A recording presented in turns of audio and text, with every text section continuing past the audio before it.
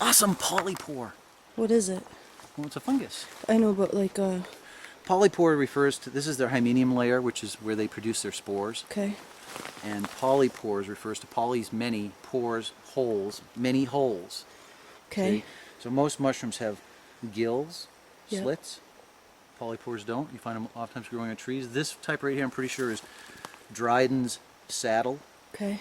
You can see there's a bunch of coleoptera, little beetles Yep. that are mating and living on it, laying eggs, but this is edible. So people can eat that and not die? Right, and it's not that tasty, but I mean, it just goes, it's another thing that bears will eat, and people have reported Sasquatch eating Pleuris oystris, which is the oyster mushroom. They've seen him eating it?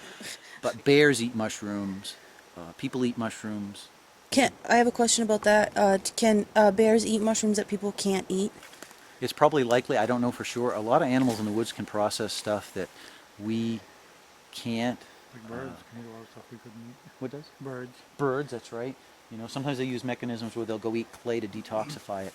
But yeah, I wouldn't use, if you see an animal eating a mushroom, that's not the sign that you can eat it. Chances are that they can eat what we can eat, but we probably can't. Eat what they can eat. Exactly. Okay. But we can eat that.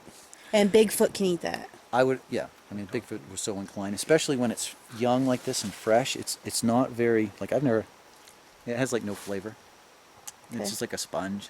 Okay. But I mean, you could eat it and, you know, it would fill your belly up and you'd get some nutrients out of it. Okay.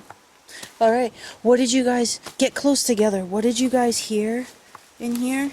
Well, I didn't hear you. yeah, I the second time as we're driving down this road, I just thought I heard branches snapping, or a branch snap, so we stopped, and then Mike, as he got closer to the wood line, actually, looking down through here, you can see where it starts to thin out back there a little bit. It looks like it's getting lighter, so it might be a swampland or a wetland back in there. And so. there's a drainage over in there. I mean, this is a good spot for. It could have been. He could have heard a. Right. He could have heard a Moose or moose or a something. bear or deer. Okay. We made a lot of noise coming down We here. did.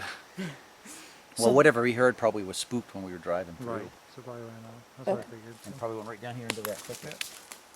Yeah. All right. And did you guys make any other observations on the way down in here? Well, it's just a beautiful thick forest, and I mean, look, you can see a little ways in here, but you couldn't see. Yeah. You couldn't see squat if it was, Especially down like right here. over there, it's really thick and green. Right. So I mean, I'm not saying what we heard was a Sasquatch, but if it was and wanted to hide from us really quickly, it could be right over there. We'd never know it. See, I don't think. Bear, right on the edge Or a of that. bear or a deer or anything could be hiding right over there. Or it could be hiding right behind that stump if it was laying down. I don't think a lot of people really fully understand how vast the forest is and how easy it is for critters to hide. Because this is their home, not Not ours. only that, but they're not born 7 feet tall, right? Right. Everybody's always saying, oh, well, it was too short when we saw that one. But if they're around, they have to have babies and stuff. That's right. No, that's an excellent point. And some of the better known sightings in Maine are in Rangeley. They reported one about 5 foot tall, and then I investigated a report in Ellsworth where the thing was like an 8-year-old child, just little, which kind of. And I mean, I have a lot of respect for the guy, but he thinks that these things are they're not here all the time. Right. And if you're seeing babies, that's a breeding population. Good point. You know? All right, let's make our way back up.